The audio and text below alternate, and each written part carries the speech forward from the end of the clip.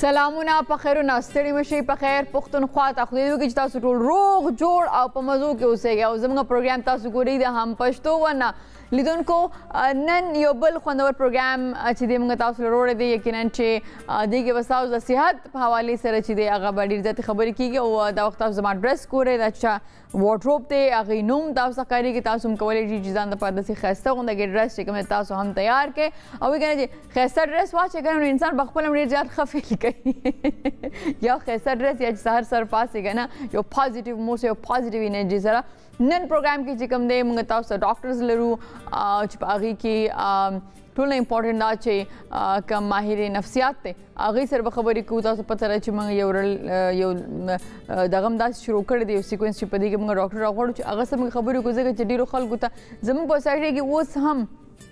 ذهني تکلیف یا ذهني بیماری چې کوم دا ډیره بد ګڼل کیږي حالانکه ډیره زیاته کله کله چې زموږ پروګرام ته میلمانه راځي او ډاکټرز راځي یا سایکالوجیست دوی راځي نو دا خبره کوي چې پاکستان کې په نړۍ کې دا بیماری ډیره زیاته ده او په پاکستان کې خو زموږ استاد سایډ کې دا چې تا چاته وای چې رتا ته سایکولوژیکل څه پرابلم دی ته باید ډاکټر سره وګوري نو دا خبره بالکل سم یو بده خبره ښکاره شي مې لیک دا په ډیره زیاته بد ولګي چې اوه دا ته موږ سو وي اوله خبردار چې څنګه فزیکل صحت ضروری ده د سي منټل هیلث کوم دی هغه هم ضروری دی صحیح ده نو لیدونکو نن پروګرام کې هم تاسو کولی شئ زموږ پروګرام کې تاسو شامل شئ زموږ د پروګرام دپاره چې تاسو دې شامل شئ زموږ واتساپ نمبر د زموږ ایمیل اډرس دا به تاسو هغه په سکرین باندې ښکارېږي نو لیدونکو زه دا وایم چې تاسو لاړ شئ او دمه والې د مې وروسته چې راشئ نو بیا پرله پسې زما میلمانه چې وي هغه ما سره دلته کېناستې او هغې سره به تاسو پیژنګلو کوو او کوم چې ماهر نفسیات دی هغې سره به نن په ډېر مهمه موضوع باندې خبرې کوو لیدونکو نو زما صرف او صرف سهار دغه دومره ډېرو خبرو دا یو مطلب هغه دا چې څنګه تاسو فزیکل صحت ضروری دی همداسې تاسو منټل هیلث هم ضروری دی که منټل هیلث هم جوړي نو ژوند به هم ښه په مخ کې وړی او د هغې سره سره چې د خلکو سره به جنګونه هم نه کوئ او پازیټیو به اوسېږئ نو اوس یو پازیټیو بریک والی او واپس راشئ نو په خیر پښتونخوا بریک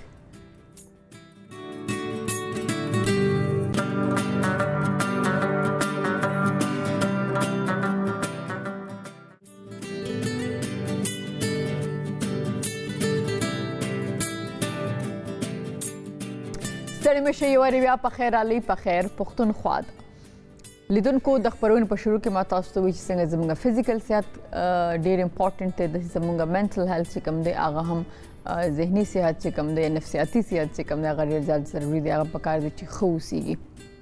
موږ تېر پروګرام کې چې دی په دې باندې خبره کړې وه چې د بده مرغه زموږ په ملک کې یا په نړۍ کې یا په ملک کې چې کوم دی په ټول نړۍ کې د نشي دغه زیات ریشو خو زموږ دلته په پاکستان کې ډېر زیات دي لکه موږ چې لاست ټایم خبره کړې وه ډاکټر صاحب موږ ته ویلي وو چې تقریبا د ورځې 1000 کسان د نشې د وجې نیولي چې هغه موږ د بار داسې چې لیکو کې ښه کورونا هم زیات دی د دې ریشو یا د ډینګي چې کوم نن سبا ډېر زیات بیماري ده د هغې هم زیات دی بیا په هغې باندې موږ خبرو وکړو چې د دې وجې څه دي ولې خلک چې د نشو طرف ته ځي ښه بیا د هغې نه پس چې موږ د دې تعداد باندې خبرې کړو چې څومره د دې شمار تعداد او شمار د په پاکستان کې او د هغې د مړینې ریشو څومره نو په دې ټولو باندې موږ خبرې کړو موږ غوښته چې دا ټاپک چونکې ډېر امپورټنټ دی نو دا موږ مخکې هم کنټینیو کړو په مخکې چې کوم کوېسچنز دي هغه موږ د دې سره تپوس کړو ما سره ماهر نفسیات فضل واحد دلته کېناست جی ستړي مشئ رواني جی څنګه تاسو ښه صحت ښه دی الحمدلله ټیک ټاک اوکې نن خو ډاکټر صاحب وایي چې زه به تاسو له پای رالیږم ښه نو خپل هم پخ کړي دي خپل که پخوی پخ شوي دي نه پخ شوي دي واو اوکې نو زه پروګرام زه زر کوم او دې سیګمنټ زه زر ختموم چې تر څو زما پروګرام ختمېږي جوړې نو زه بیا ماښام خورم که نه ځکه چې بیا زما هغه انټرمیډنټ دغه چې فاسټینګ چې دی هغه به شروع شي اوس لږ ساعت کې نه 12 بجې نو ښه موږ تیر هفته خبرې کړې وې په دې باندې چې لیک د پاکستان کې د تعداد څومره دی یا پرس کې تاسو به ویلي چې تقریبا 900 پورې خلک چې کم دي کسان پورې هغه د کې خپل ژوند د لاس ور کوي کنه نو مخکې زغړم چې دا موږ کنټینیو کوو او زموږ مخکې کوېسچن چې کم دی هغه دا دی چې موږ په دې باندې یو ځل سرسري خبرم کړې و چې د نشي ډیر قسمونه دي لکه څنګه چې تاسو ویلي وګڼه نو کور والا یا دوستان یا نږدې خلک به څنګه پوهیږي چې دا کس چې دا نشهیي دی یا نشه کوي ځکه چې زیاتره باندې خلک نه پوهیږي ایون ما سره ډیر داسې وي دي زما ډیر ملګري داسې چې هغې وایي چې موږ الکوهول څکلي دي او زه په هغې باندې نه پوهېږم ما ته پته نه لګي یا ډېر خلک یې نورې داسې نشې دي هغې کړي وي ما ته پته نه لګي ځکه چې عامو خلکو ته چې کوم نشه نه کوي نو ډېر په مشکله ورته پته لګي یا ډېرو ته پته نه لګي نو دا به څنګه پیژنو دا ډېر اهم کوېسچن دی او د کتونکو دپاره کویکلی تیر ځل مونږ خبره کړې وه چې یو خو دومره خلک ته نمري دومره خلک پې دي او ډېر زیات د صحبت په وجه څه خلک د سټرس ختمولو دپاره څه خلک په ایونټس پلیژر دپاره پارټیز دپاره وجوهات دپاره خلک ډرګس کوي او په دې نیت نه کوي چې هغې ته د ډرګس بیماري ولګي خو چونکې دا د هغې په لاس کې نه ده دا بیا چې کله یو ځل شروع کي څنګه چې چینی خلک په دې نیت نه خوري چې هغې ته د شوګر شي خو د چا په جسم کې چې دننه یا په جینیټکس کې د هغې شوګر بیماري وي فیملی هسټري وي نو هماغه خلکو ته د چینو د وجې شوګر هم شي باقي خلکو ته د چینو د وجې شوګر نه کېږي دغه رنګ ایګزیکټلی په ډرګس کې هم څوک هم په دې نیت نه سټارټ کوي چې هغې ته د دې بیماري ولګي خو څه خلکو ته ولګي اوس تاسو کوېسچن چې څنګه به پته لګي چې څوک کس نشه کوي او کور والا به څنګه نظر ساتي په خپلو ماشومانو باندې یا په خپل لوډ ونز باندې چې دی نشې طرف ته خو نه ځي د نشې بیماري چې کوم دا د هغې علامات ډېر واضحه علامات دي خو چونکې مونږ خلکو ته د هغې اویرنس نی نو مونږ هغه کنفیوز کوو نورو مسلو سره مثلا کم خلک چې نشې شروع کی او د نشې بیماري ورته ولګي د ټولو نه مخکې د هغې روټین ډسټرب شي هغې د شپې بیا ډېر زیات لیټ وده کېږي د شپې ویښ وي د ورځې وده پراتي هغه روټین اول د ټولو نه د خوب روټین چې کوم دی هغه ډسټرب شي ځکه د نشې کولو دپاره د هغې دپاره چې کوم بیسټ ټایم وي هغه د شپې وي چې ټول خلک اودي نو هغې کښېني خپلې نشې کوي پوره شپه ویښي او بیا پوره ورځ وده پراتي نو لومبۍ نښه خو دا ده چې د دې روټین خراب شي د خوب او د ویښېدو دویم د هغې په صحت باندې ډېر واضحه فرق راغورځېد اکثر چې کوم نشې دي هغه وزن غورځوي نو په کورونو کې چې د اچانک د ماشومانو یا د خلکو چې کوم وزن غورځېدل شروع شي وزن کمیدل شروع شي اکثر نو دام یو نښه ده چې دا کس چې روټین خراب شي ورسره چې کوم دی د هغې وزن غورځېدل شروع شي نو دا یو بله نښه ده د نشې د بیمارۍ دریم د هغې رویو کې ډېر واضحه فرق راشي هغې کې چړچړاپن راشي په وړه خبره غصې شروع کي آیسولیشن طرف ته لاړ شي ځان له شي خبرې اترې کوروالو سره مخامخ ناراضي ډېر چې هغې ویښي نو هغې ودي چې هغې ودي نو هغې ویښي د کمرې کونډې لګول شروع کی هایجین چې کوم دی صفایي سوترایي د هغې مسلې ورته شروع شي کپړې نه چینج کوي اکثر ګیره شیو ویښته دا هایجین مسلې هم شروع شي اګنور کول شروع شي که فرض کا یوزولی به اجامت یا ګیره جوړوله هفتې بعد نو بیا په میاشتو ورته نه یاد ویښته دغه رنګ نه ټیک کوي د کپړو مسلې هم شروع شي بیا یو بله واضحه چې کومه ډېره واضحه نښه د هغه دا ده چې څوک سټوډنټ وي نو د هغې پړهایي چې کوم دی هغې باندې ډېر زیات اثر وغورځېږي پړهایۍ کې هغه لاندې را شروع شي که جابس کوي نو د آفس نه یا د دفتر نه چې کوم دی د هغې چوټیانې زیاتې شي لیټ تګ د هغې شروع شي دفتر ته په دفتر کې یا په آفس کې چې کوم پرفارمنس یې هغه ډېر زیات وغورځېږي که کاروبار وي په هغې باندې ډېر نیګیټیو امپیکټ شي لاس شروع شي ځکه کاروبار ته هغې بیا ټایم هغه رنګ نشي ورکولی ځکه د هغې چې کوم یا هغې نشه کوي لګیایي یا بیا د نشې چې کوم دی ارینجمنټس یا د چرته نه به ارینج کوو څوک به راله روړي څنګه به پوره کوو پیسې به ورته کم ځای نه راځي څوک به روړي کم ځای به کوو کور یو شی بل شی نو د هغې روټین کې او د هغې په لایف سټایل کې ډېر واضحه علامات شروع شي خو کور والو ته اکثر چې کوم دی د دې ډېر لیټ پته لګي ولې د هغې 2-3 ریزنز دي ما چې څنګه تاسو ته ووایي چې سټوډنټس دي نو سټوډنټس اکثر نن سبا دا شی نه ډېر زیات کېږي چې هغې د پیرنټس د کور والو او د سکول چې کوم فیکلټي دا ټیچرز د دې منځ کې دا کانټیکټ چې کوم دی دا مات شي. دا څنګه مات شي؟ د سټوډنټس چې کومي په الته داسې نمبر ورولیکي چې د کور والو نه هغه د چرته د بل ملګري نو که سکول والا فرض کا انفارم کوي په فون باندې چې ستاسو الګ چې کوم دی سکول ته ناراضي یا پڑھائی چې کوم دی پرفارمنس خراب شو یا فیل کیږي بار بار یا کلاس کې اټینډ کلاسونه نه اټینډ کوي نو هغه کال د کور په ځای د هغې یو ملګري ته لاړ شي نو کور والا بې خبرې خپله رپورټ کارډ ساین کوي خپله چې کوم دی نو کور والو سره چې کوم د سکول والو کانټیکټ دي دا ډېر کلوز پکاري. بل کور والا چې کوم دی هغې کنفیوز کوي دا هغې داسې کنفیوز کوي چې هغې وایي یاره خدای خبر څه مسله شوه ورته صحت یې ټیک نه دی چا پې تعویض وکړو چېرته نظره شو دا ولې کار هم اوس نه کوي اوس سبق هم صحیح نه وي هر ټایم یې موډ خرابي هر ټایم غوسه کي موږ سره خبرې نه کوي کمرې کې کونډې لګوي ځان پسې کمرې بند کړي د ورځې ودي د شپې ویښي کله وي طبیعت خراب دی کله نو هغې ایکچولی دا علامات چې کوم دی د کور والو په نظر کې نه وي هغې ته دا پته نی چې دا علامات ایکچولی د نشې علامات دي نو په دې علاماتو باندې نظر بیا که د هغې کمره کې په غور کتل شروع کړي کور والا نو د هغې چې کوم ډسبین وي هغې کې به د سګرټ بټس ورته میلاویږي هغې کې به ورته کلو تماکو میلاوېدل شروع شي هغې کې به سټراز ورته میلاوېدل شروع شي یا فویل به ورته میلاوېدل شروع شي د هغې کپړو ته که غور سره وګوري نو هغې کې به ورته نري نري سوري ښکاره شي ځکه چې کوم خلکه چرس شروع کړي نو د چرسو چې کوم انګار وي یا د هغې کم ذرات وي هغه غورځېږي او اکثر د هغې کپړو کې نري نري سوري ورته میلاوېدي شي بیا کپړو نه سمیل راتلی شي ورته نو ډیر زیات سیمټمز دي خو کور والا اکثر هغې ته توجه ورکړي اټینشن ورکړي پسې وګرځي نو پته به ولګي نو په دې شي نو ډېر نظر ساتلی چې زمونږ کور کې د چې کوم خلک دي د هغې روټین څه دی د هغې که اچانک په روټین کې فرق راشي اچانک د خوراک عادتونو کې فرق راشي اچانک په رویو کې فرق راشي اچانک د هغې په ریپوټیشن کې فرق راشي آیسولیشن ته لاړ شي کمره کې داسې سیمټمز باندې غور وکړي نو ډېر په اسانه پته لګېدی شي چې څوک د نشې طرف ته روان دي. تاسو یو خبر وکړه چې هغې بیا شیو نه کوي ویښتې به بري نو مطلب دا اوس ډېره شکان هم داسې چې هغې عشق کې زړه مات شي نو بیا ویښته داسې به بري او ګیرې هم داسې پریښي یو څه ټایم ګنه دپاره نو داسې نه چې هغه شکان تاسو راونیسئ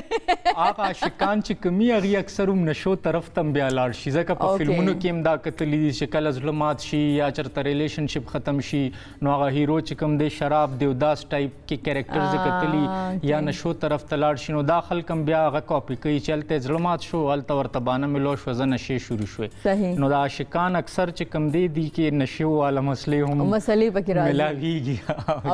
او اکثر دا چې کوم تاسو وې کنه چې دا شکې په وجه دا شوي دا اصل کې د نشې په وجه شوي شاته بانه عاشقي وي چې تاسو ته کې نو هغې دا خو نه وي چې دا نشو د لاسه د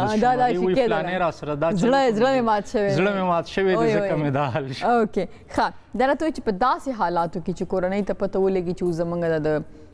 کور کس چې کوم دی دا اوس په نشې باندې شوی دی یا دا نشه کوي نو هغه څنګه ډیلینګ د هغې څنګه پکار دی؟ اندر ویری امپورټنٹ کوېسچن اصل کې کلم چې اول خو کور والو ته پته نه لګي چې هغې ته پته لګي نو ډېر کار خراب شوي کنه سترګې په پټي کور والو د پارم چونکې دا یو عجیبه غونته کې خبر دی کنه لکه مونږ خو دا خیالي چې دا ټولې د دنیا مسلې د خلکو په بچو کې دي زمونږ بچو کې خدا کې دی نشي کنه نشیم پردي بچي کوي غلط حرکتونه هم پردي بچي کوي زمونږ بچي خو فرشتي دي نو اول خو مور پلار د پاره دا خبره ډیره ګرانی ایکسپټ کول مغي که سوم ویني نو ځان په ناغرضه کی ایون که خلک ورته وي چې یار استاد ازوي ماو کته نشي کوي پاغه باندې غي اوفند شي غوسه ورشي زما په بچي باندې الزام لګي ادا سه حرکت کول شنو یو خو ایکسپیکټیشنز ریل کول پکار دي دا یو عامه مسله ده او دا د هر چا په کور کې کیږي. دویمه خبره که پته لګي سم هاو کاغي ته پته لګي چې زمونږ کور کې یو ماشوم زمونږ اولاد چې کوم دی هغه په نشه باندې مخته شوی دی نو هغې بجای د دې چې پروفیشنل هیلپ دپاره لاړ شي هغې خپل ګریلو ټوټکې استعمالول شروع کړي لکه هغې وي یار دا اورګه په نشو د شو دا چېرته بهر ملک ته بیولوګو نه ټیک به شي دلبوادو کو ټیک بشي دلب کویدنو کو نو ټیک بشي دا چرته تبلیغ کې او سلوخ تو رزولو لیګونو ټیک بشي دا چرته کاروبار به ورته کولو کو د اوسګار ناست دا ځکه نشي کوي نو کاروبار به ورته کولو کو نو کې دی شي ټیک شي سو کوئی یرا فلانې پیر صاحب د غلې بوزه دمه کې ټیک بشي سو کوئی تعویذ ورته کې ټیک بشي نو سو کوئی سختی پیو کې والټ کول بندول دا شین اور سرو کې ټیک بشي سو کوئی عمره حج پیو کې ټیک بشي نو دا غریلو ټوټکې بیا استعمالېدل شروع شي ځکه چې د دې شرم د وجې چې زمونږ بچي چې کوم دی هغه په نشه باندې دی او خلک یا سوسایټي کې چاته پته ولګي نو دا به ډېره بدنامي شي نو د هغې د په ټولو دپاره هغې هیلپ د طرف ته نه ځي هغې اول د دې ټولو ټوټکو کوشش وکړي کیدای شي دې سره ټیک شي نو یو ټوټکا هغه فیل شي بله ټوټکا هغه فیل شي واده ورته وکړي نو اول یو مسله وه د نشې اوس دوه مسلې شو نو هغه یو زندګي یې ورسره بلم خراب کړو په دا یو لګولا کاروبار وته کولو کې نو اول صرف د نشې مسله اوس کاروبار هم لاړو ور سره نو ډبل لاسز نو هغه د نشې چې کم لاسز هغه ملټیپلای کی کور والا په د خپل ټوټکو په ذریعہ رادر دین چې غي لاړ شي چرته هیلپ واخلي نو غي دا ټوټکې شروع کی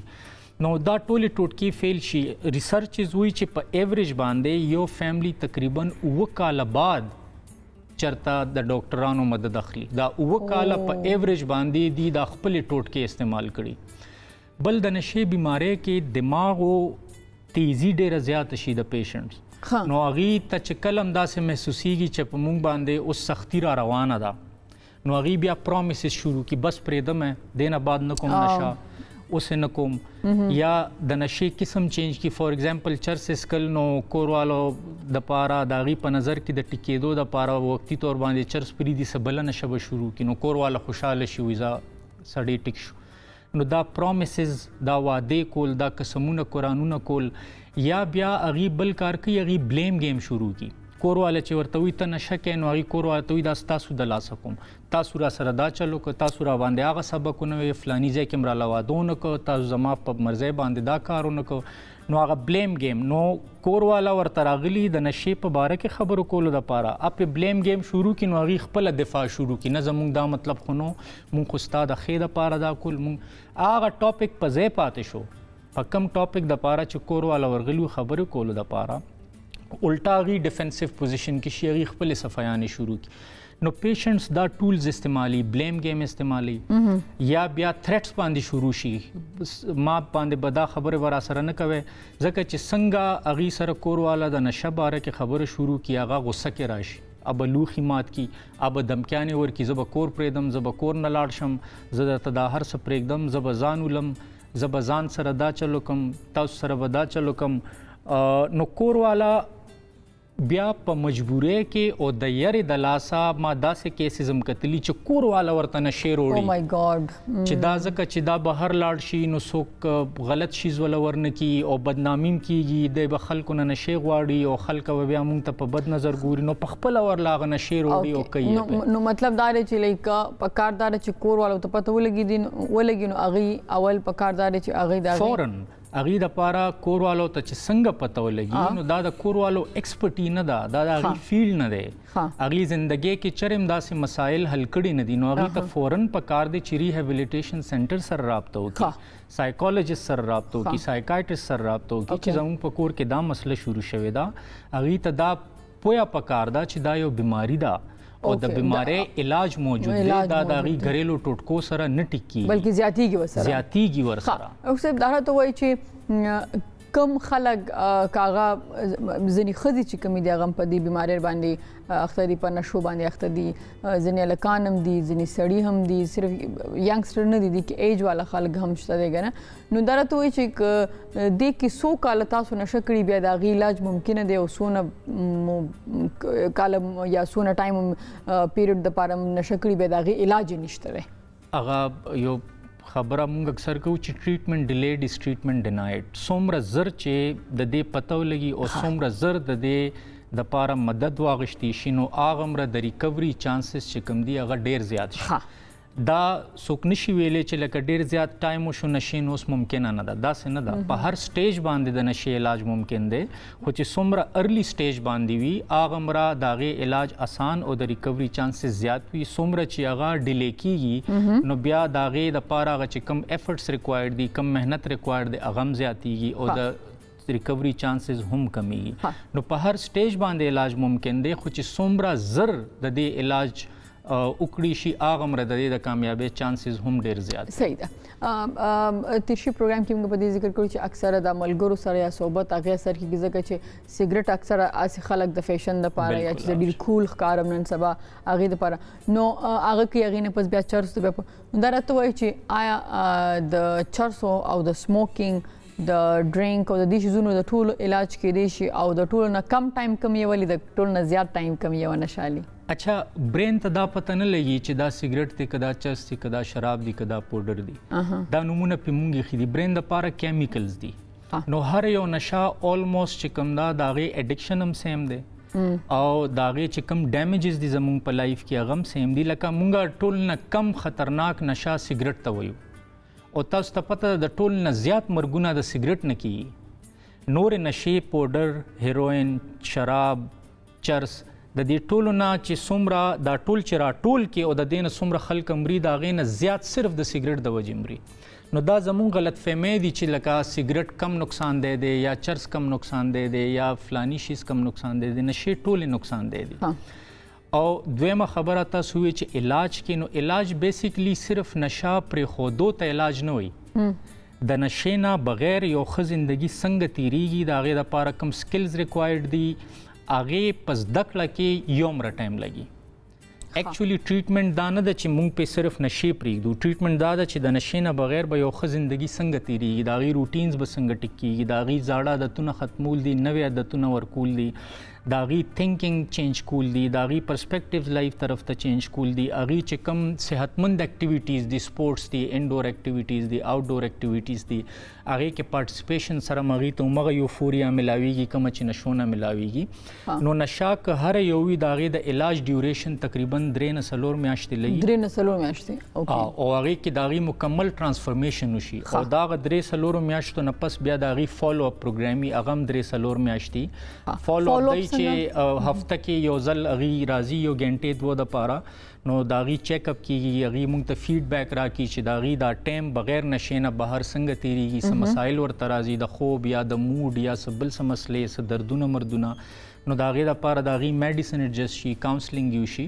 نو 3 نه 4 میاشتو پورې ریزیډنشل ټریټمنټ دی په هسپتال کې دننه او بیا 3-4 میاشتې د هغې فالو اپ وي، نو دې کې د هغې مکمل ټرانسفرمیشن وشي او ریکوري وشي. تھینک یو سو مچ جی، ډېره زیاته مننه. موږ نن په دې ټاپک باندې ډېر ډیټیل سره تاسو سره خبرې وکړلې، د دوی کې چې تاسو هم دا امپورټنټ ټاپک دی او څنګه چې ډاکټر صاحب دا خبره وکړه اکثره موږ خپل چې کوم موږ سره کور کې رونه خویندې یا بچي نو موږ خو دا سوچ هم نشو کولی چې دا خو نن سبا موږ تاسو کور کې ناست په رقم باندې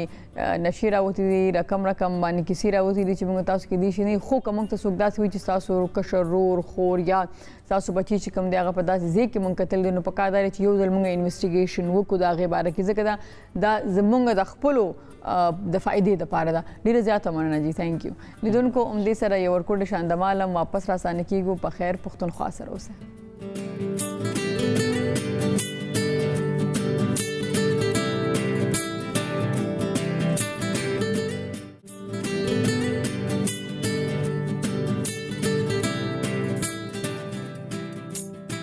ستړي مشئ، په خیر علي، په خیر پښتونخوا ته. لیدونکو اکثرا نه به داسې ول پخوا کله ټیکنالوژي هم داسې نه وه او کله مونږ درملنه چې د هغه په دې لیول نه ورسېدل په نړۍ کې یا زموږ په ملک کې، نو موږ به اکثر هغه زموږ چې زړه ته ډېر رانږدې دي د هغې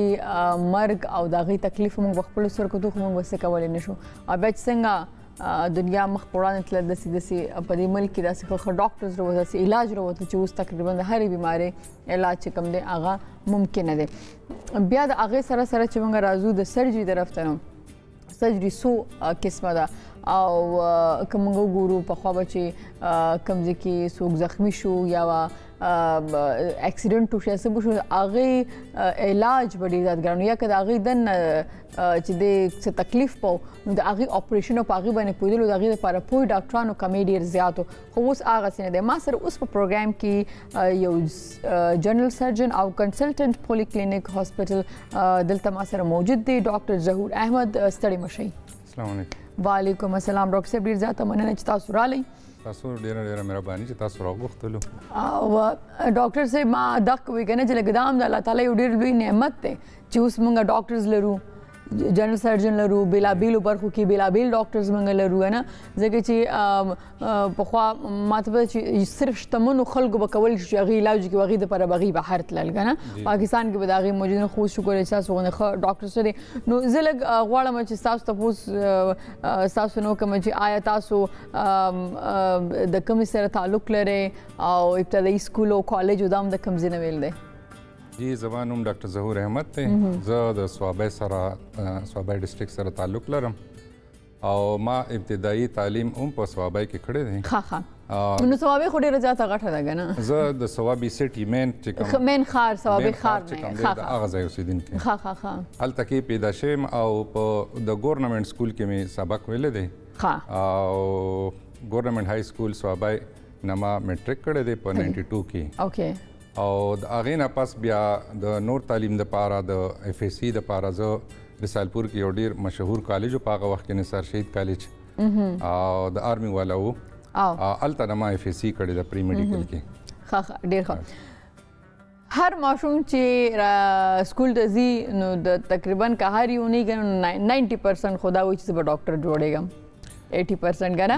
خو بیا نشي جوړ لکه ما وایي زه به ډاکټر جوړېږم زه هم نشم جوړ خو زما خور وایي زه به ډاکټر جوړېږم هغه ډاکټر شو هغه جنرال سرجن ده. صحیح ده. نو دا ته وایي چې ستاسو چې سکول تللی نو هغه وخت نه ستاسو اراده وه چې تاسو به ډاکټر جوړېږئ؟ نه داسې خو دوره زموږ ماشومان دوره اوس د نن زماني ماشومان ډېر زیات تیز دي موټیویټډ دي د شروع نه داسې فوکس وي پکې ټول ماشومان نه وي داسې زه هم نه وم خو په سبق کې ښه وم په سبق کې خوب نو د دې سره ما ته خپل ټیچرز موټیویشن ډیر زیات راکړی چې ته په سبق کې تکړه یې ښیي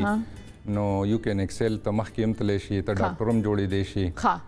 لکه ما ته یاد شي چې زما د سکول یو استاد و مقصود صاحب یې نوم نو یو ورځ ما داسې په ډیسک باندې څه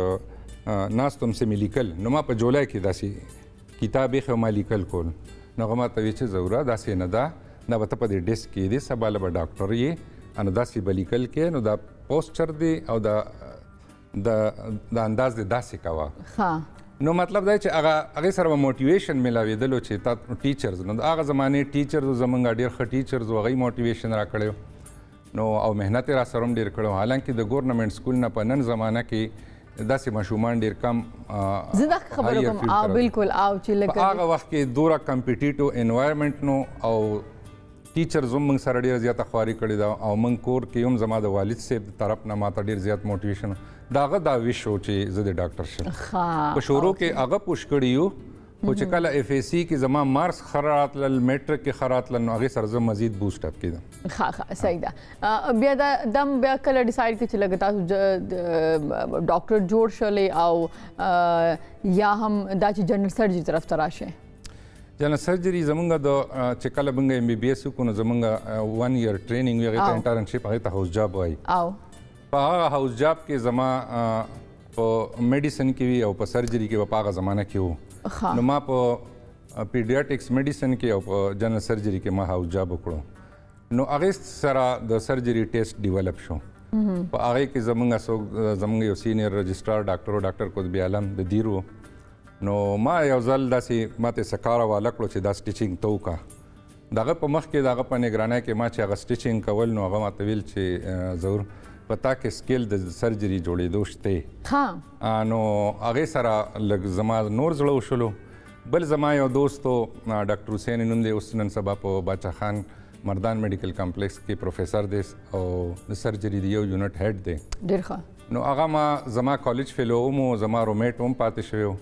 نو هغه هم سرجن جوړېدلو نو زه به ورسره روم کې هم یو ځای یم نو زما نه یو 2 کاله سینیر نو هغې سره هم لږ د سرجري هغه ټیسټ ډیولپ شو. ښه ځکه چې زما خو نو ما به هغې ته وایي چې ته ګایناکالوجسټ جوړه شئ چې یو ښه ډاکټره جوړه شي نو زموږ پروګرام ده او کله چې هغه هاوس جاب ته لاړه نو کله چې د هغې هاوس جاب ختمېدو نو هغې وایي چې یاره زه خو به جنرال سرجری طرف ته راځم. نو مونږ ټول چې یو جنې څنګه کولی چې راشي ځکه دې په ډېر غټ زړه پکار دی کنه د چاړې چاپان د خلکو خېټي سیری کنه او بل ناغه ماته چې را څنګه تاسو یو چې زما سینیئر چې کوم ډاکټر دی هغه ما دا مشوره کوي چې نه ته سرجری کې خاين ته او تکړه نو ته باید چې راشي ان اف کورس هغه سینیئر سی وی ډاکټر سی وی پروفیسور هغه پویږي خپل سټوډنټس باندې کم کسان چلته کې ولاري دا غي تجربه یې کنه دا غي تجربه مې بل د چانه انسپایر شي او تا ته یو ښه انوایرمنټ ملاو شي نو هغه سپیشلیټي ته ټرند شي د باندې بالکل بالکل نو اوس هغه هم سجن د خدای ته چې ما واقعي ته هغه بهر نه سبق ویلو نو مونږ چې کله واړو نو مونږ دوی چې تاسو ډاکټر جوړیږئ نو تاسو ورته د اپریشن کوي ډاکټر صاحب خبره سونه رښتیا ده نه دا خو سکول کې به کولو اوکې خو په میډیکل پروفیشن کې خدا سي نشته اوس خدای زما خور د خرګوشانو اپریشن کړی دی هغه فرست سٹارټ د ما چې فرست ایئر چې دا غي کومونو هغه بهر زموږ هغه چې د نن انستیزیا ورکول نو لګرانه زیاته شو لګرانه کم شو نو تاسو بهر دنیا کې دا څنګه ته ویټ لیب وای انیمل لیبز وی هغه باندې س لرنینګ د کټینګ سکلز او دا سيزونه وی با خو زمونږ دلته کې داسې نشته نن سبا خو ټیکنالوژي ډیره زیات شو بلکې مخکې به زمونږ په زمانه کې به ډایسیکشن هال وو نو هغې کې به څه ډیډ باډیز چې تا به پرتې وي زړې مخکې نه چا به داسې به وي چې لاوارث به وي یا به چې ته دفن شوي نه وي نو ډیډ باډیز به اوریجنل پراتو هغې باندې به مونږ یا د هغې بونز به پراتو د هیومنز په هغې باندې به مونږ لرنینګ کولو اوس نن زمانه کې داسې شوه چې دا ټیکنالوژي ډیره زیات شو په ټیبلټ کې په موبایل کې د موډلز او دوره میګنیفاید او دوره ښه پکچرز اویلیبل دي چې هغه اوریجنل ته د لرنینګ ضرورت نه راځي نو اوس دلته په دې وخت کې په پاکستان کې خدا سي نشته خو لکه په ټیکنالوژي بیس باندې اوس کافي لرنینګ دی او بیا ریل لایف کې چې کله موږ سره د ډاکټرز جونیئرز راشي نو هغه موږ ته ګوري اول دی فرست ابزرو اخو هاوس جاب کې لګنه کله تاسو د بي اس لپاره دي اوکې یا د لرنینګ داسې یو سلسله ده ها صحیح دا راته وایي چې زمونږ په پاکستان کې لګ ډاکټرز خو ډیر دي کنه بیا هغه کې به ښه ډاکټر کنه ډیر ښه نو دا راته چې ډاکټر او د ډیر ښه ډاکټر او د ډیر مشهور ډاکټر په منځ کې څومره فاصله دا یو ډاکټر څنګه دغه کې ټی کوي د لپاره خدا د چې یو خو چې فاونډیشن ستا خوي لکه چې ته ډیر ښه په سټوډنټ لایف کې د ښه سبق ویلې وي ستا هغه فاونډیشن سټرانګ وي د هغې نه بعد دا یو ډیر زیات ډیډیکیټډ فیلډ دی نو دې کې ډیر زیات محنت او مشقت دی او کنسسټنسي هم ډیره زیات غواړي نو دا نه دګینې چې یو کال دوه به سبق ووایي بیا به ته بېغمه شي نه دا ترو اوټ یو سلسله ده لکه ډاکټر دا ما کتلی چې ډاکټر چې تر څو پوری هغه سبق وایي کنه دې سبق ختمي او نوی اپډیټس هم راځي او بل دا ډیر زیات ډیډیکیشن دی کې پیشنټ هم ډیر زیات ټایم دی ستا پرسنل لایف ډیره کم ده ستا فیملی لایف ډیر کم ده او پیشنټ ته ډیر زیات ټایم ورکول دی او دا یو کنسسټنسي غواړي دا یو ډیر لمبا انینز دی نو دا د یوې ورځې نه ده نو په هغې کې د ډاکټر اټیټیوډ دغه بیهیویر د پیشنټ سره او ټایم ورکول او دغه ښه علاج کول او بیا دغه ښه فالو اپ ساتل هغه سره یو ښه ریلیشن ساتل دا ټولې خبرې راجمع کېږي نو د هغې نه بیا یو ښه ډاکټر جوړېږي ډېره ښه خبره تاسو وکړه که نه تاسو ویلي چې د پیشنټ سره ښه ریلیشن ساتل که نه او ډېر زیات ضروري ده ځکه چې موږ وګورو زموږ اکثره نه د کوم کلی باندې چې کوم خلک راځي کنه هغه غریبان چې ډیره موده پس خار ته راځي یا اول ځل خار ته راځي ډاکټر سره د غینټر خو اول خوغي بیماری علاج الکه چې هغه بيخي ځان یو اخیری سټیج ته ورسي بیا خاص کر زمونږ زنانه چې کمی دي کنه سړی خو لا بیا هغه زمونږ زنانه چې دي نو هغه غریبانان چې دي نو هغه چې تکي بهر نه راوتی نو چې راوتی نو هغه پویګم نه چې څنګه د خپل بیماری ایکسپلین کیو دا زمونږ زیاتره ډاکټران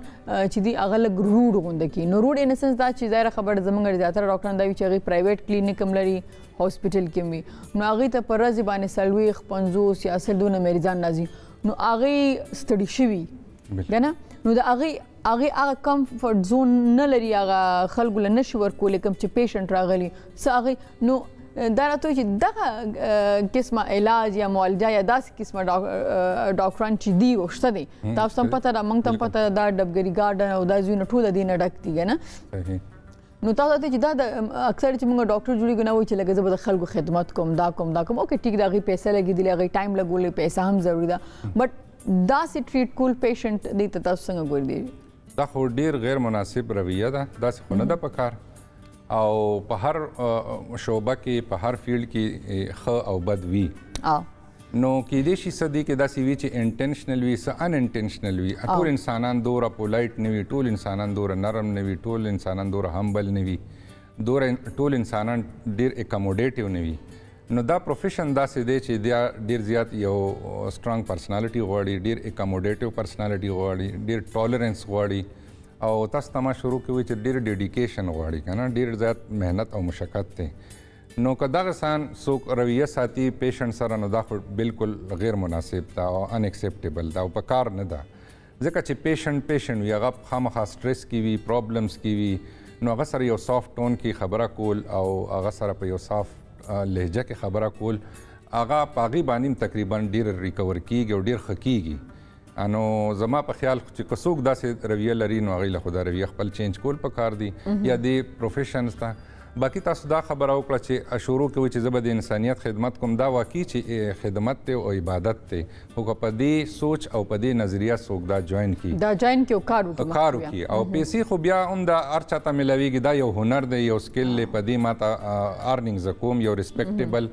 نو دا د پیسې او د ګټلو یو ذریعه هم ده یو ریسپیکټیبل او په دې سات سره دا یو عبادت هم دی خو که په دې طریقه وشي ډاکټر صاحب تاسو ماشومان دي زما 4 ماشومان دي جی خو نه کوم څوک میډیکل طرف ته راځي که نه تاسو یې کتلي چې تاسو دونه بیزي نه موږ میډیکل طرف ته نه راځو نو زما مشر زیه دی اوس په فرست ایئر کې دی پری میډیکل یې اغسته دی هغه ته ما چوایس ورکړو ما ستا خپله خوښه ده کول غواړي که نه کول غواړي خو هغه خپله وویل چې زه بایو وام که نه لیټ سی چې اوس هغه په اف ایس سی کې مارکس سورس اخلي او بیا انټری نو تاسو هیلپ ورسره کوئ څه ټپس ورکوئ چې کوم تاسو خپله ټپس خو دا دی چې نن سبا تاسو اوس دا د انټری ټیسټ دا چې کوم معاملات دي او څه حالات دي او سوره او دا چې ایگزیکټلی دا چې تیر شو کمپټیټیو هم دی او بل کورونا د وجه نه چې کوم کالجز او ایجوکیشن دا چې ټول سبب شو ډیر زیات سفر شلو ماشومان نو موږ ته صرف دا وایي چې بای خپل ټایم یوټیلایز کا سبق خو وایا محنت خو کا ریزلټ د الله طرف نه ده ته خپل محنت جاری ساتنه دا چې ټول ینګسټر ته دا دغه دی ایډوایس دی چې محنت او فوکس نن سبا ماشومان ډیر ډیسټریکټډ دي په دې موبایل په ذریعہ گیمز په ذریعہ او د دې د ایج سیزونه نه دی او د په گیمز باندې په دې سیزونه باندې لګیا دي نو ماشومان ډیر زیات ډیسټریکټ شوي دي خاص کر دی کووډ د وجې کور کې پاتې شو نو نور په دې کې اډیکټډ شو نو ماشومان د سبق نه د سکول نه ډیر لري پاتې شو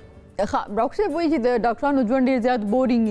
نو تاسو د ډاکټرز لایف هم دومره بورینګ دی که نه تاسو پکې آوټینګ کوئ چې ته ملګرو سره چې ته فیملی ته چې کله تاسو سره ټایم وي نو ځئ راځئ که نه او خامخا زمونږ ماشاءالله چې موږ سره کوم یونټ دی زه په کوم هاسپټل کې یم نو زمونږ یونټ ډیر زیات زنده دل دی او فیملی ټایپ دی ډیر ښه هغې کې زما د ټولو نه نږدې دوست ډاکټر نوید الله خان دی هغه هم سرجن دی نو هغه ډیفرنٹ ټریپس ارینج کوي او ډیر زیات اوس موږ د تقریبا میاشت دوه مخکې ناران ته لاړو او داسې کله کله 2-3 ورځو دپاره آوټینګ کوو او فیملی سره هم کوو تاسو ویل چې زما ډیر ښه دوست چې کوم دی نو هغه سرجن دی که نه نو زموږ خو اکثره شوبیز کې نو زموږ کمپټیشن یې د کرکټرزم د سپورټس هم نو ستاسو ډاکټرز خپل منځ کې کمپټیشن نه وي اف کورس وی آر سو پازیټیو اوکې ډاکټر نوید الله خان ډیر ښه زما دوست دی او موږ یو بل بیک اپ هم ساتو یو بل خیال هم ساتو په سرجری کې هیلپ هم کوو او دا الله فضل دی چې زمونږ څه داسې پروفیشنل جیلسي نشته دی نو زما یونټ زما فیملی ده ډیر ښه ډیره زیاته مننه چې تاسو راغئ ډاکټر صاحب کامیاب اوسئ الله دې ستاسو لاس کې نوره هم شفا واچوي ځکه چې ډاکټر چې دی پس د خدای نه چې زموږ د انسان چاته سترګې وي نو هغه ډاکټر وي شفا ورکوونکی خو الله دې خدای چې د ډاکټر سببګیر دی د هغې که هغه تاسو هستئ که نور ډاکټران نو ډیره زیاته مننه چې تاسو خپرونې ته راغئ کامیاب اوسئ تھینک یو السلام علیکم لیدونکو دې سره یو ورکوټي شان د معلم واپس راستانه کیږو په خیر پښتونخوا سره اوسئ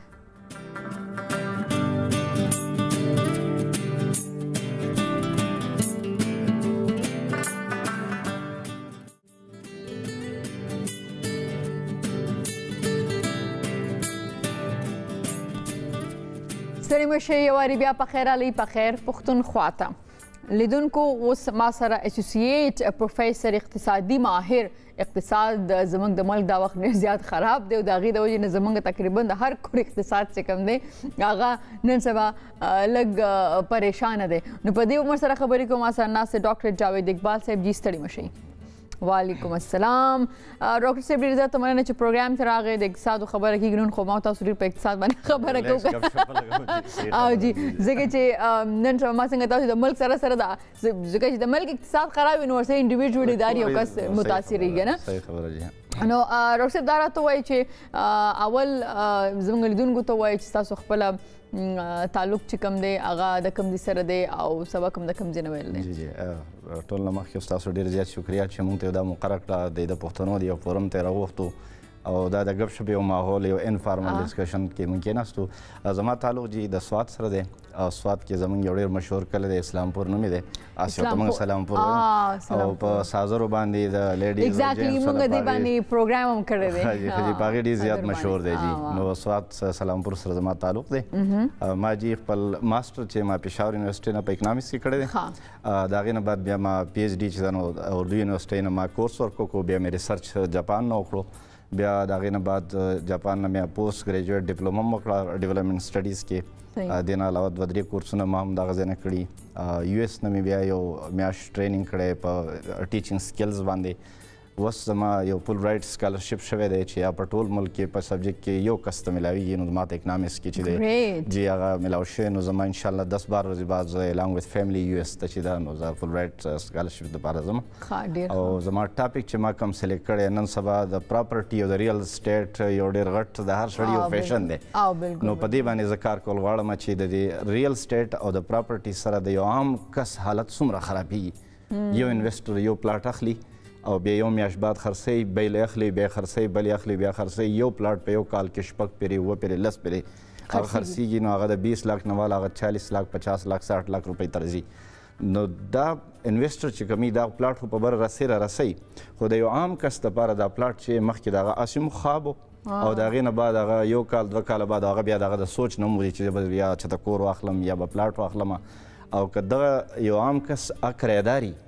که یو کس دا کور خرڅ کړي او بل کس یې والي بیا بل واخلي نو از ډیفینټلی کم آخري کس چې اخلي هغه ته خو دا کور ډېر زیات ګران پرېوتی نو بیا دې کرایهدار ته څه چې یا خو دا مکان خالي کا او یا کرایه سیوا کا نو یو کس بغیر د یو بل د بیهیویر د وجې هغه ته کم سزا میلاویږي د کرایې په شکل کې د هاوس افورډیبیلیټي په شکل کې نو زما دا اصل کې دا ټاپک دی چې دې باندې زه ریسرچ وکړم او بله دې نه پروډکټیو انویسټمنټ چې دي لکه خلک څه کوي کارخانې بندوي کمپنیانې بندوي پرون زه یو ځای ته بلوریا ته لاړم نو موږ یو لیپټاپس اخیستل هغه دوکاندار ما ته وایي چې سره موږ په یو لیپټاپ کې موږ ته 3000 روپۍ ګټه ده زما داسې ملګري ناست دي چې د ورځې 5 لاک 4 لاک 3 لاک جس په ټلیفون باندې هلکه پلاټ والا او دا خرڅ کا نو یو سړی به کاروبار ولې کوي چې پای کې نقصان خطره ده او پای کې دا نو دا چې کوم انویسټمنټ د پروډکټیو نه دلته راځي او دې دپاره نو دا زما ریسرچ دی دا به زه یو ایس کې نیبراسکا یونیورسټۍ کې انشاءالله دا کوم انټرسټینګلی افغان سټډي سنټر دی نیبراسکا یونیورسټۍ کې نو زه به هغه سنټر ته ځم او هغې کې موږ انشاءالله دا ریسرچ ډېر ښه اوس ډاکټر صاحب وایي چې ستاسو دا اکنامک طرف ته چې کوم دی څنګه رالی دا فیلډ هم ځان دپاره ولې خوښ کا جی څه اټریکټ کوي تاسو دې کې یو خو بای چانس داسې و چې په سوات کې زموږ جانزیب کالج نو په هغه وخت کې چې کوم ماسټر کېدو هسې په اکنامکس کې کېدو یو خو لکه سویکس عربي او داسې چې کوم نو بي لیول باندې خو ماسټر چې په دې کې یو کیمسټري کې نو کیمسټري سره زما د شروع نه شو او د اکنامکس داسې و چې زما وایف چې ده نو هغه پروفیسر ده او هغه چې د هیډ اف ډپارټمنټ د هزارې یونیورسټۍ کې چیرپرسن ده نو لکه زموږ د فیملی یو سبجیکټ هم دی او شروع مې هم شوق دی رور مې هم ایم فل کړی اکنامکس کې نو بس دا یو داسې چې د فیملی والا سبجیکټ چې د اکنامکس جوړ شوی دی جی نو جی نو موږ هلته ماسټر وکړو بیا د هغې نه بعد زه کراچۍ ته لاړم یو شوق مې چې زه بهر ملک ته لاړی یو کال 2-3 مې داسې ویستو فرست ټایم انډیجنس سکالرشپ ګورنمنټ اف پاکستان مشرف صاحب په دور کې چې د هغه اناونس شو ما هغې ته اپلای وکړه چې ما سکالرشپ میلاو شو بس بیا اسلام آباد ته رالو او د هغې نه بعد بیا خپل اکنامکس کې ما پی ایچ ډي شروع کړو موږ فرست بیچ و یعنې په هغه وخت کې د انډیجنس سکالرشپ چا پېژندوم نه نو موږ بس هغې کې راغلو جاب راته میلاو شو او بیا انټرسټینګلی دا و چې ماته په ریسرچ دوران کې ماته جاب میلاو شو منسټري اف پلانینګ کمیشن کې ایز ا ریسرچ افیسر 17 ګریډ کې یو کال ما هلته جاب وکړو بیا د هغې نه بعد زه لاړم منسټري اف اکنامک افیر ډیویژن ته 3 کاله ما هلته جاب وکړو د ورلډ بینک سره ایشین ډیولپمنټ بینک سره جی جی او د هغې نه بعد بیا زه منسټري اف فاینانس ته رالم ایز ا میکرو اکانومیسټ 19 ګریډ کې او هغې کې موږ ته پیدا دا وه چې ما ریل سینس کې کوم موږ چې په اکنامکس کې خبرې کوو که نه ګورنمنټ ته موږ ته په هغې کې لکه انپوټ په داسې ورکوو چې موږ بجټ میکینګ کې به موږ یو پیپر تیارو هغې ته به یې بجټ سټریټجي پیپر وي یعنې څه خبرې به کانفیډینشیل وي چې هغه سي منګه پالیسی میکر ته به خو کم جنرال خبرې هغې کې موږ هغه تھریټس چې کوم دي یا چیلنجز دي یا د ملک څه مسایل دي هغه ریپورټ موږ ورکوو هغه بیا د اسمبلی نه چې دی نو هغه به اپروو کېدو نو موږ ته لپاره پریویلیج دا و چې زموږ یو انپوټ چې دی په ریل سینس کې اکانومي کې ډایرکټ یا انډایرکټ چې دی هغه به انوالو او بیا د هغې نه بعد 2012 نه زه قائد اعظم یونیورسټۍ ته رالم او ما 10 سال اوس قائد اعظم یونیورسټۍ کې وشو نو بس اکنامکس دا راته وایي چې اکنامکس یا اکنامیکلی که موږ وګورو موږ څنګه چې د ملک حالات څنګه روان دي که نه نو کوم چې شتمن خلک دي د لپاره خو پرابلم نشته دی یا چې لږ میډل کلاس هم دي هغوی هم څنګه ناسنګه سروایو کوي خو چې کوم لوور میډل کلاس دی یا لو کلاس کوم لوور کلاس دی د دوی دپاره ځکه کوم چې هغه دیاړي والا خلک دي یا کوم چې دغه د هغې انکم دومره کم دی او هر څه دومره زیات ګران شو که نه نو دوی به څنګه سروایو کوي او سروایو کول خو دي صحیح ده او د هغې وجه دا که نه چې لکه کوم سړی چې دی هغه که 1000 روپۍ چې کوم دی یا 200 روپۍ چې کوم دی دیاړي د هغه نو هغه په هغې کې چیني څنګه نو دا شیزونه به څنګه ریکور کېږي تاسو دې ته څنګه ګورئ او یو خبره دا هم دوی وایي چې دا به ارزانه شي هر څه به ارزانه شي خو دا هم یو هیستري موږ ته شته دی چې یو څیز یو وارې زیات شوی دی د هغې ریټ نو بیا کم شوی نه دی هغه بیا بره تللی دی هغه بیا نه زیات نه زیات او زیات که زیات 2-3 روپۍ به راکم شوي زیات نه نو په دې باندې زه غواړم چې خبرې وکړم دا خو زما په خیال نن سبا د اکنامکس داسې سبجیکټ دی چې هغه د ریډۍ نه واخله او یو سرکاري نوکر او که کاروباري دی نو زما خیال خبرونه چې یا پای کې خپل اکنامکس تلاش کوي صحیح ده ایون بجټ چې پریزیډنټ شي نو د سرکاري نوکران خو خوشحاله چې زما تنخواه سې واشوه و د عام کس تپوس کوي یا یو زنانه په کور کې زما دپاره په دې بجټ کې څه دي چېرې تا دپاره خو تنخواه سې واشوه ده نو مسله دا ده چې زموږ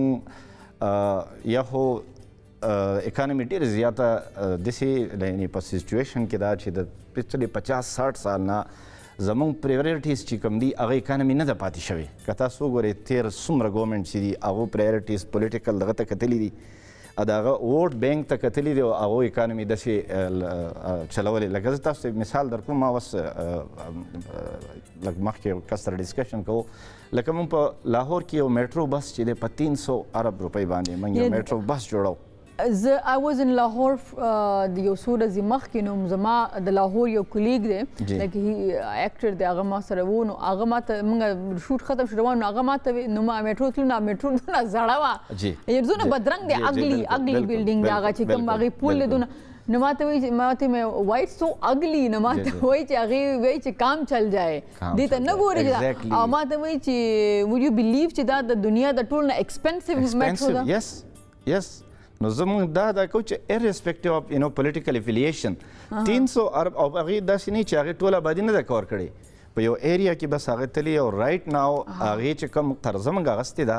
او د هغې چې موږ کوم سود ورکوو او کومه چې کرایه راځي لکه موږ د جیب نه پاکې پیسې ورکوو نو پرایورټي څه دي پرایورټي زموږ الیکشن دی او دا د هر ګورنمنټ دی نو مسله دا ده چې په دې ملک کې پوټینشل ډېر زیات دی یعنې که تاسو یو ټوریزم وګورئ که نه په زموږ نردن ایریاز کې هیوج پوټینشل دی او لکه تاسو تایلینډ ته وګورئ یا تاسو اردن ته وګورئ دا داسې ملکونه دي چې په هغه کې پوټینشل نشته دی خو بلیونز اف ډالر د هغې ټوریزم چې د هغې ریوینیو ده موږ څه دي موږ پرایورټي په شګو کې څه جوړ کړي دوبۍ جی شګې دي I mean like I don't like دوبۍ ځکه ما ته څوک وایي ته ولې نه ځو ما ټوله مصنوعي ده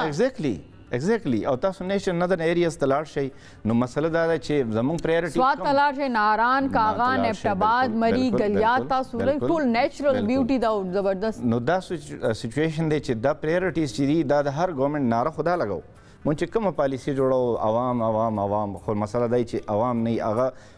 یعنې حالت دا دی که نه چې موږ 5 سال دپاره یو کس منتخب شي خو دا هغه ته پته چې 3 کاله بعد زما به ګورنمنټ ځي او هغه پالیسي د 2 کالو نه سیوا نه جوړوي یعنې هغه مقصد دی چې یا پل جوړ کړم یا چې داسې څه دا وکړم چې هغه الیکشن کې خلکو ته ښکاره شي او بس زه دا کوم لانګ ټرم د دې ملک دپاره داسې پرایورټیز پکار دي چې هغه یعنی په ریل سنس کې موږ د اکانومي دپاره څه وکړو. اوس مسله دا ده چې کم یو ملک یا کم یو ګورنمنټ چې دي هغه یو منصوبه د 10 سال لپاره جوړوي. لکه زه حسن اقبال چې کوم و دی په 1998 کې چې دی کله ګورنمنټ و نو دی 2010 پروګرام یو منصوبه شروع کړې وه. 2010 دی هم نه لیدو. مشرف چې کله رالو د ویژن 2030 جوړ کړو خو بیا هغه پالیسیانې چې دي یا د نیکس ګورنمنټ سره ډسکنټینیو شوې. نو زموږ پرابلم دا دی چې لکه موږ په هر نیو ګورنمنټ کې غټ غټ ډاکومنټ جوړو، پالیسیانې جوړو چې دا به کور جوړو ما دا به کمرې دا به دای بل ګورنمنټ راشي یا د سره ایون کله کله داسې وشي چې هغه په اینډ یعنی کمپلیشن ډیټ کې هغه پالیسیانې چې هغه سټاپ کړي. هغه څه وکړي چې نه دا خو تیر ګورنمنټ دی او دا موږ په دې باندې کار نه کوو. د هغې سره څه وشي د هغې کاست سیوا شي 15 کاله چې د هغې کاست ډبل نه ټریپل شي چې بل ګورنمنټ بیا راځي نو هغه ایگزسټینګ منصوبې چې دي هغه شروع کوي او بیا دومره کاست هغې سیوا شي. نو زما د ټولو مطلب دی چې پرایورټیز چې کوم دي هغه سنسیر پرایورټیز چې او د ګورنمنټ د طرفه پکار دي. زموږ بدقسمتي ده چې 2 کاله بعد 3 کاله بعد یو ګورنمنټ راشي او هغه دومره بیا ډیسټیبلایز شي او عوام ظاهري خبره هغه هم بیا ستړي شي چې اوس دا ګورنمنټ ځي.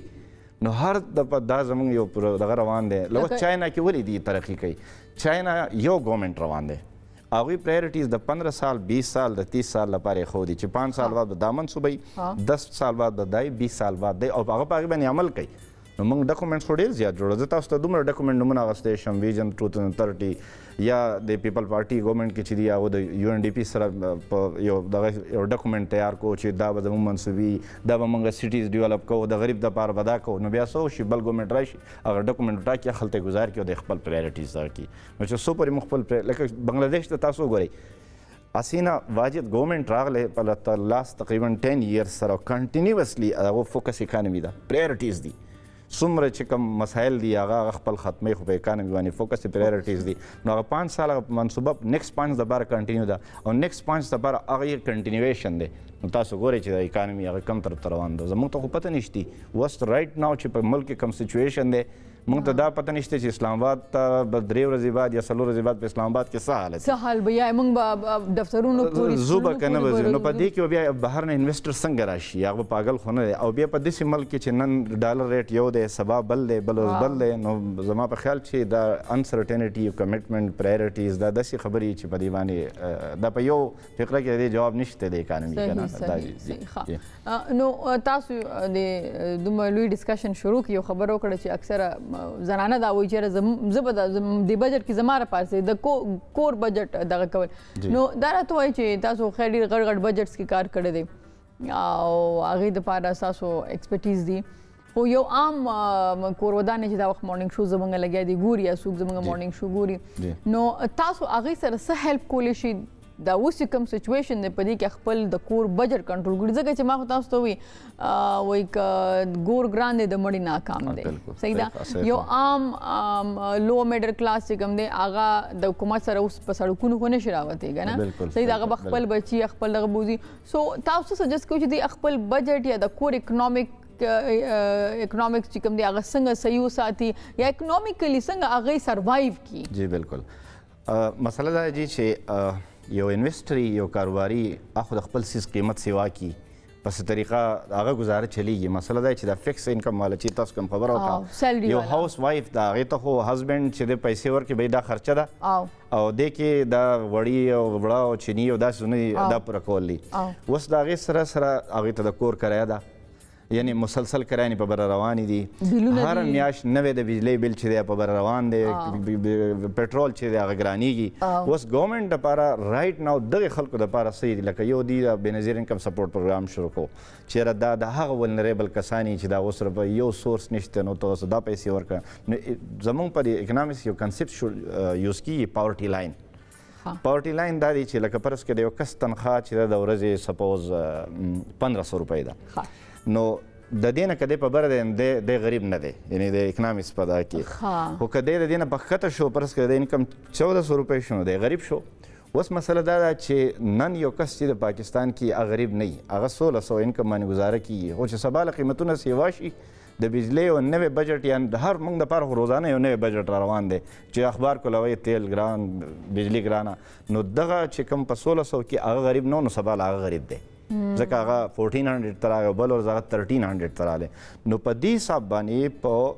منثس او په ډیز کې میلیونز اف آبادي چې دغه پاورټي لاین ته روانه ده په کته او بیا د ګورنمنټ دپاره دغه دی چې دغه کوم چې ولنریبل کسان چې دې ته ډایرکټ کیش پیمنټ وکړي نو هغه داسې چې یا د یوټیلیټي سټور په شکل کې چېرې دا کسان لاړ شي هغو ته دې ته ډسکاونټ میلاو شي یا بېنظیر انکم سپورټ پروګرام دپاره یا داسې وکړي چې د بجلۍ په بلونو کې داسې یو سلیبس جوړ کړي چېرې که د چا دومره یونټ فرض کړه د 100 پورې یوز کوي نو د ده دپاره به ریټ کمي چې کم از کم دغه خلک چې کمي امیجیټ دې دپاره ګزاره وشي د هغې وجه دا ده چې ګورنمنټ چې کوم پالیسیز شروع کړي د هغې امپیکټ دومره زر نه راځي کم از کم 3 سال 4 سال ریکوري موږ ګورو چې دا ګورنمنټ 3 کاله پوره شو او د عوام په دغه تمه دي چې دې ګورنمنټ خو ډېرې غټ غټې دعوې کړې وې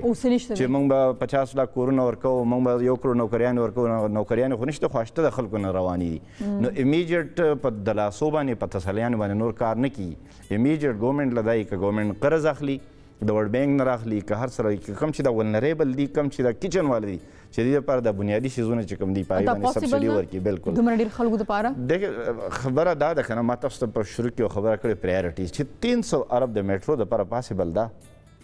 نو بیا که ګورنمنټ وغواړي نو دلته هم پاسبل ده ځکه چې یو عام او که داسې ونه شي نو بیا نو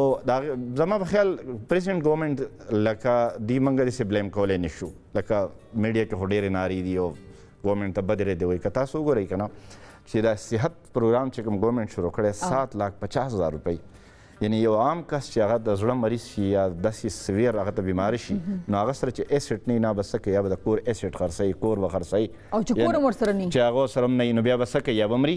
یا به یې څاروي په کور کې یا به خرڅوي نو دې ګورنمنټ دا یو کار وکړو چې د صحت پروګرام باندې دا ډېر غټ ریلیف ورکړو خو مسله دا چې هغه دومره ښکاري نه او دا ډیلی مهنګای چې کوم ده نو هغه په نظر چې ده نو هغه ښکاري نو ګورنمنټ لکه قرض وي که هر څه عوام له ریلیف ورکول دي په تسلیانو باندې او په دې کار نه کېږي پرابلم دا چې موږ IMF ته ځو هر نوي قسط سره IMF موږ ته یو نوی لیست چې دی هغه موږ ته راکوي چې بجلي دومره ګرانه که پټرول نه که موږ څه کوو د هغه 50 ارب یا د 50 کروړ ډالر یا د $1 بلین دپاره موږ هغه بم چې د هغه په عوام باندې ګزارو او چې موږ ته هغه نوی قسط میلاو شي نو که په دې سیسټم باندې نظام چلېږي دا نه چلېږي موږ له خپل ایکسټرا خرچې کمول دي که تاسو وګورئ زموږ په پارلیمنټ کې څومره هیوج پارلیمنټ دی وزیران دي بیا ګاډي دی بیروکریسي ده نو زموږ ما سره ایگزیکټ فیګر نشته ما بل ورځ یو ځای کې کتلي چې 10 ارب روپۍ د پنجاب بیروکریسي باندې خرچ کېږي ګاډي دی په کور کې 10 ارب روپۍ نو دا خرچې چې کم دي دا پورې چې څو پورې موږ کنټرول کړي نه دا غریب دپاره څه نشته نوي نوي ګاډي موږ راغواړو موږ هر قسم کې سهولتونه دي نو په یو بیروکریټ په منسټر د هغو چې کوم سهولتونه دي که دغه څیزونه کم کړي نو غریب ته به او که نه وی چې نه زموږ حالت په کور کې څه نشته خو عیاشي لیول هغه دي چې کم په ایډوانس کنټریز کې د منسټر دپاره یا د بیروکریټ دپاره هغه پروټوکول نشته کم چې زموږ په کې او دې دپاره چې دی هغې دپاره موږ د ریسټرکچرینګ پکار دی ریزسټنس ډېر زیات دی ظاهري خبره چې یو کس ته یو سهولت میلاو شي په دونه اسانۍ باندې خو هغه د لاسه نه ورکوي بلکې زه تاسو ته یو مزیدار خبره وکړم زما یو دوست دی بیروکریټ دی هغه وایي چې موږ څه کوو په دې لکه موږ ته یو څیز راشي فرض که دا یو پروګرام شروع کوو یا یو څیز پرچیزینګ کوو نو هغوی موږ ته چې هغه فایل کله راورسي نو موږ وایو چې وای دیز 2 کمپنیز موږ پې جست یو کویري کریټ کوو تاسو د درېیمې کمپنۍ نه ولې کوټیشن نه دی اخیستي نو دغه فایل لاړ شي یو کال دپاره هغه سټاپ شي ځکه چې هغه لاندې لاړ شي موږ لاړ شو چوټۍ باندې 2 میاشتې کال بعد چې بیا راځي نو پای کې هغه ګورنمنټ چې هغه تلی نو بیروکریسي د طرفه ډېر سخت ریزسټنس دی چې دا سهولتونه او دا مراعات شي دا ختم شي او دې دپاره د ګورنمنټ سټرانګ سپورټ پکار دی د ګورنمنټ دپاره سپورټ شته نه او کله انپاپولر ډیسیژن چې هغه اخیستل پکاري او انپاپولر ډیسیژن دی چې ته به بیا الیکشن ته نه ګورې ته به پول نه جوړې ته به لانګ ټرم پالیسیز کې چې لانګ ټرم پالیسیز کې بل دی وایي لړکو سړیا موږ ته څه میلاو شو زه ستا په 10 سال په منصوبه څه کومه د 15 سال په منصوبه زما جیب له څه نه دي ما له جیب له څه پکار دي نو زموږ اکانمي ډېر په ډیفیکلټ سچویشن کې ده او دې لپاره پرایورټیز او کمیټمنټ چې پکار اوس اخر کې لازم تاسو چې څه دپاره یو څه د خیر سره رواني خپل ریسرچ او دغه دپاره مخکې سټډي دپاره ریل سټیټ په ټول دنیا کې اوس په دوبۍ کې ایکسپو ده د دې لپاره صحیح ده او کومنګ وګورو نو په پاکستان کې د دې آبادی چې کم د ډیر روان د اسلام آباد د سګوره کنه سونه غټ شو کنه بالکل صحیح ده نو ځینې خلک دا وایي چې لکه موږ خو عام چونګې موږ په دومره ټیکنیکلیټیز باندې نه پوهیږو موږ چې دا خو ډیره ښه خبره ده هر څه د کور ملو شي دا خو به نوي دغه جوړ شي سوسایټیز به جوړ شي دا خو تاسو دا وایي چې نه دا ګرانیږي او دا ټیک نه ده او بالکل زم د خبرې کوم چې لکه یو پلاټ کنن موږ اخلو مثلا فار ایگزامپل په 10,000 نو هغه ما خیال چې 3 میاشتو کې هغه 15,000 تر رسیدو داسې بیا برځي نو مطلب دا چې دا ریل سټیټ چې کوم بزنس دی نو تاسو وایي چې لکه دا ښه نه دی نه دا تاسو ښه کوېسچن وکړه لکه تاسو یو عام میسج خو دا میلاو شو دا ښه نه دی دا ښه نه دی اوس که تاسو وګورئ په سپین کې یا څومره چې کوم ډیولپ کنټریز دي کوم ملک چې ترقي کړي هغه په دې ریل سیکټر باندې کړې ده دا ریس زما چې کوم دا تیسیس یا دا ریسرچ دا مقصد دی د دې ریفارمز کول دي او ریفارمز څه دي که پلاټ او پلاټ خرڅېږي او اخیستی کېږي نو بیا دا ښه نه دی خو که دا زموږ هاوسینګ سیکټر طرف لاړ شو یعنې موږ کورونه جوړو نو هغې سره به ستا د سریې والا انډسټري روانه شي سیمنټ والا به روانه شي مزدور ته به جاب میلاو شي یو کنسټرکشن انډسټري 75 انډسټري چلای خطا اوس وایي چې لکه دا پلاټ چې کوم خرڅېږي هغه چې فار ایگزامپل نجیب وخت نه پکا چې نجیبي سره هغه بیا په احمد محمود نه خرڅي خو که په دې باندې کنسټرکشن شروع شي او بیا په دې کې ګورنمنټ داسې لکه اوس موږ زه سرکاري ملازم ما ته ګورنمنټ 70,000 80,000 روپۍ ماهانه هاوسینګ الاونس راکوي زه څه کوم زه هغه کرایه ورکوم او هغه ته ورکوم او چې زه ریټایم شم ما سره کور نه یو اس کې اوس پروګرام څه دی یو اس کې مارګیج پروګرام دی چې دا کور ستا دی دا چې کوم دا ته قسط ورکوې نو دا ستا کور دې خپلیږي یعنې ګورنمنټ پیسې ورکوي خو هغه چې دی نو دی پیمنټ کوي دی خپل کور ته چې دی هم لږ په خپل کور کې اوسي هم دی چې کله 24-25 سال بعد دی ریټایر کړي نو دی هغه کور ته د خپل شي نو په دې طریقه ګورنمنټ صحیح چې هغه کورونه جوړوي او ګورنمنټ خلک چې کرایه ورکوي لکه هغې پرچیز کوي او په لون باندې هغې پیمنټ کوي او د هغې سره صحیح چې کنسټرکشن هم رواني امپلایمنټ هم جنریټ کړي کارخانې رواني یو اس کې زما دا انټرسټ ولې و زه چې کله نبراسکا ته 2019 کې زه یو اس ته لاړم نو هغه موږ یو سکول ته بوتلو چې کله موږ د ماشومانو د سکول وزټ وکړو نو زموږ دپاره یو بګ سرپرایز دا و چې موږ لاړو نو د ماشومانو لنچ ټایم نو اوله خو هغه موږ ته دا وي چې موږ د خپل ماشومان ټول ماشومانو ته لنچ فری ورکوو بیا زموږ طریقه دا چې کله پیرنټس خپل ماشومان داخلي نو موږ ته تپوس وکړو چې کین یو افورډ نو که هغه وایي چې نو موږ هغه ته دا وکړو ته موږ فری ورکوو خو دې ماشوم ته پته نه لګي دی بل ته چې دی چې ما سره کوم کانه خوري دا فری دی او ما چې ما پیمنټ کړی ځکه چې هغه د هغوی دغه سیلف ریسپیکټ دومره خیال ساتي پیرنټ ته پته وي او دغه ماحول کې دې ټول ناست دي هغو ته لنچ میلاویږي او بله زموږ دپاره انټرسټینګ خبره هغوی چې دا فاینانسینګ موږ د کم ځای نه کوو دا د لوکل پراپرټي ټیکس نه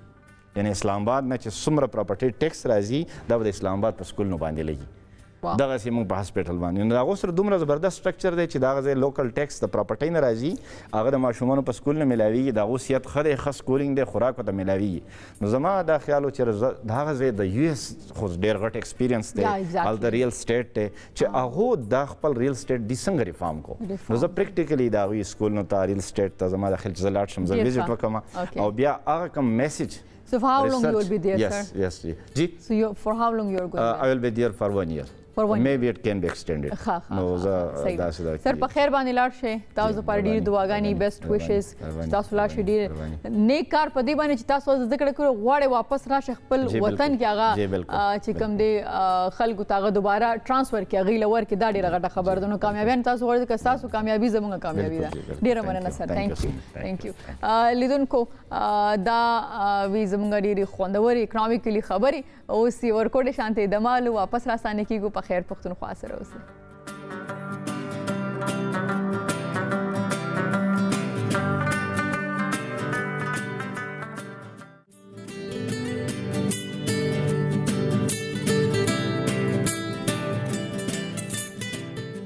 یو ځلې بیا ستړي مه شئ په خیر علي په خیر پښتونخوا ته زما یو څو سکنډه سلام لیټ شو ځکه ما خپل ځان ته کتل څنګه ښکارم اوکې ما چونکې داسې ډریسنګ اکثره نه یې کړي نو ما د نن ځان ډېر زیات یونیک ښکاري لیدونکو تاسو کته زموږ نن پروګرام کې چې کوم بیلابیل میلمان راغی سر بیلابیل موضوعات باندې زموږ خبرې وشولې او اکونومیکلی ظاهره خبره ده چې نن سبا ملک چې کم دی نو هغه هم د ډېر څه ورته وایي چې د هارډ ټایم نه تېرېږي لګیا دی او د ملک د هارډ ټایم د وجې نه اکونومیکلی زموږ هر کور چې کم دی هغه متاثره دی نو په هغې باندې هم خبره وکړو چې ګورنمنټ باید څه وکړي موږ او تاسو باید څه وکړو نو موږ او تاسو خپلې خرچې چې کومې دي هغه کنټرول کولی شو او کله کله داسې چې هغه یو څیز ضرورت موږ ته نه خو موږ د نورو خلکو د خاطره چې کوم دی نو وایو چې نه یاره افلانې به څه وي پکار دی چې دا څیز والم افلانې به څه وي چې زه دا څیز وکړم نو هغې دپاره څه چلو چې د هغه فلاني د ښودلو دپاره یا هغه د متاثر کولو دپاره موږ ځان باندې ایکسټرا برډن والو نو ایکسټرا برډن اغوستو ته ضرورت بالکل نشته ځکه چې د ټول نه امپورټنټ ستاسو منټل او فزیکل صحت دی که تاسو یو څیز نشي افورډ کولی هغه تاسو والو بیا تاسو ته اکنامیکلی پرابلم یو تاسو سټرس باندې راځي نو آی ډونټ تھنک سو چې دا ورت لري د دې خبرې که نه نو لیدونکو زموږ نن پروګرام که تاسو غواړئ چې راتلونکي پروګرام کې موږ د ماهي نفسیات چې کوم دی هغې سره کوم ټاپک باندې خبرې وکړو نور چې کوم زموږ ډاکټرز راځي هغې سره موږ هم ټاپک باندې خبرې وکړو نو تاسو کولی شئ چې موږ ته